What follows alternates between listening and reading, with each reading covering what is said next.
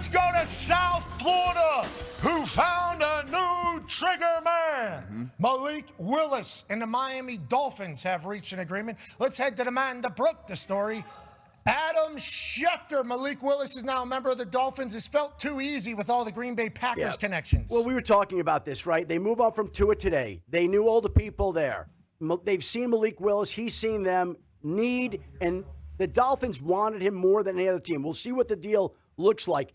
But he wasn't going to the Jets. He wasn't going to the Falcons. He wasn't going to the Browns. The Cardinals had a modicum of interest, and so Malik Willis now reunites with John Eric Sullivan, the new Dolphins GM, and Jeff Hafley, the new Dolphins head coach. Hell yeah, congratulations to the Dolphins. D-Bud, I think I saw a little bit of excitement out of your body whenever that popped up. Now at least you know you have a quarterback. What is the price tag potentially for this, Shefty? Do we have any expectations? Dan O told us a while ago what price tag. 40 mil? Yeah, but they pivoted this morning about it. All right, before as Shefty continues to look up the numbers, let's head over to Dano at the free agency fun zone to tell us what Malik Willis potentially brings to the Miami Dolphins and why this is first quarterback off the board. Yeah, so Foxy, let's make sure we live in the pass game world. So I think what you got, Malik Willis, is a talented guy that's developed the understanding of how to play the position. So before we run this, you're going to see this safety. He's going to spin back, and he's going to go to play what we call kind of cover two, okay? So when you're attacking cover two, you want a receiver to go down the middle of the field. Now, Malik Willis, you could play it, Foxy, does a great job of getting his ball out of his hands, cutting it loose. And this is really nice. I want to like freeze that. Okay, this is a very small window for a quarterback to be able to throw the football and to play it, Foxy. Nice work, and that ball is just beautifully placed in between two defenders. That's outstanding, okay, from a quarterback perspective, throwing the football. And then you're going to see the ability to kind of understand protection. He's going to get pressure right there. Okay, I deal with that pressure. Good job by the back. You can play it, Foxy.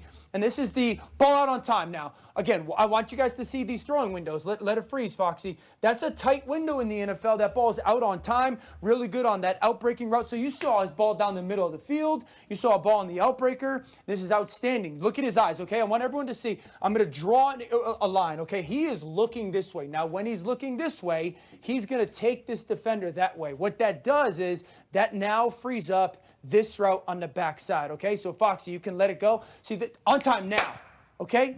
This is a guy that was physically gifted.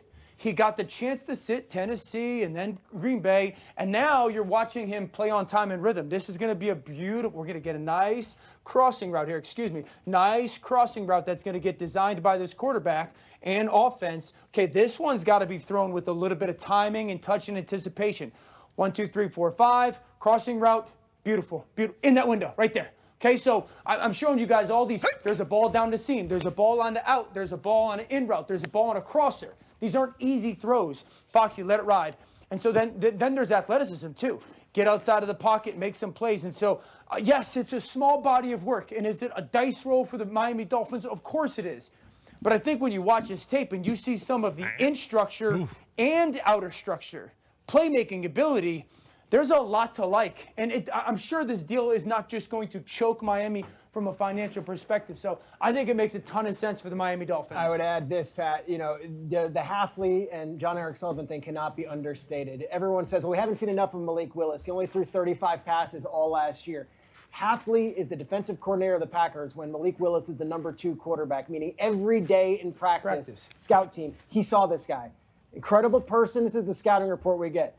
Leader, and on the run, strong, powerful, fast. They love this kid in Miami. So this is a picture where it's not just, throw down a dart.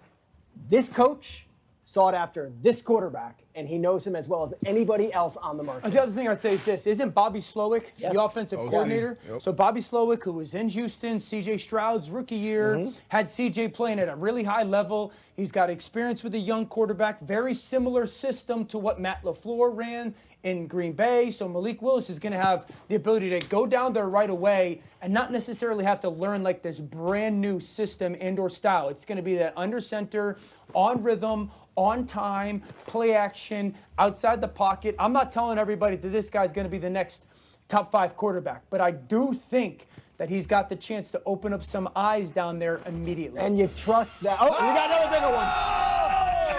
Tweet. We have some big news on a tight end that we all like. Likely has reached a 3-year deal with the New York Football Giants. Harbaugh says, yep, I love them. I like them a lot. I've been in the building with them. Jackson, you're going to love them. Scatterboo, wait until you see what you're about to do. Let's head over to the man who broke the news. Schefter, what's the deal with Likely, and how many people wanted him? I heard a lot of teams were looking to get Likely. Listen, Likely had a big market. Baltimore would have liked him back. Washington, New England. This will affect some of the other teams that had an interest in the tight end. Chigakonkwo, I would imagine, will be next, with Cade Otton going to Tampa, and with Isaiah Likely now reuniting with John Harbaugh in New York. Obviously, a big deal there.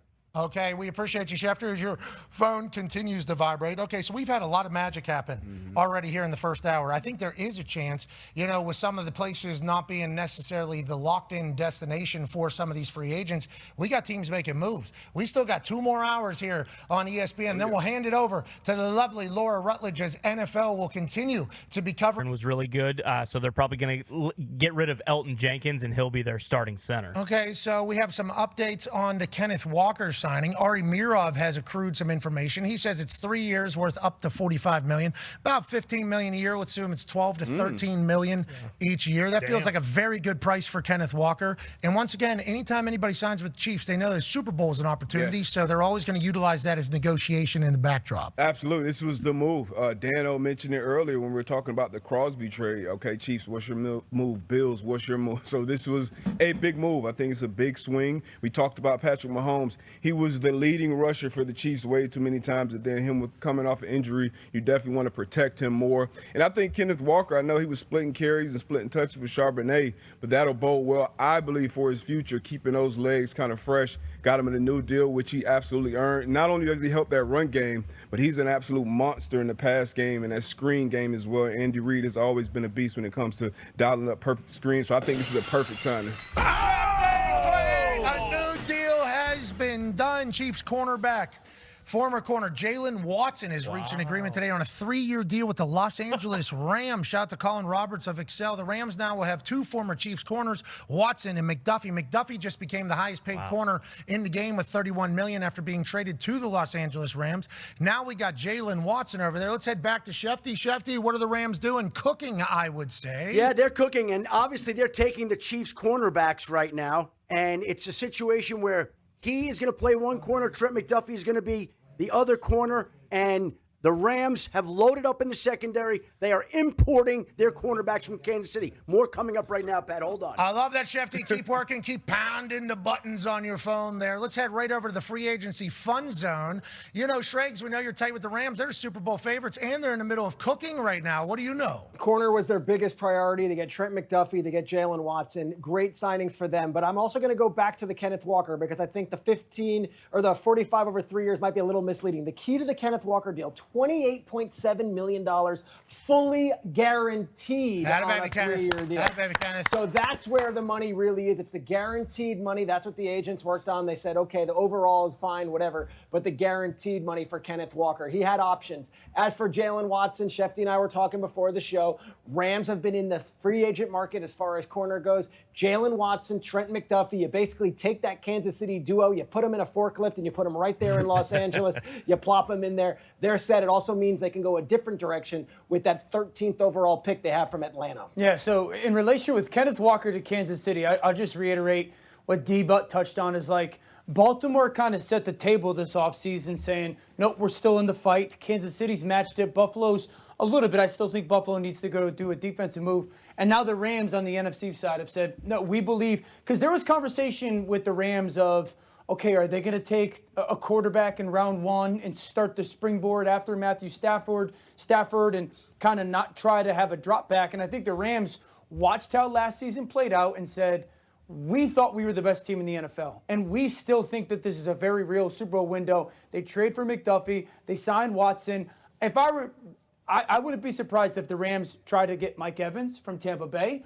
And I wouldn't be surprised if the Rams try to sign Trey Hendrickson as a pass rusher. And Mike Evans to the Rams? Absolutely. Absolutely. I would not be surprised if the Rams are in to try to sign Mike Evans and sign Trey Hendrickson.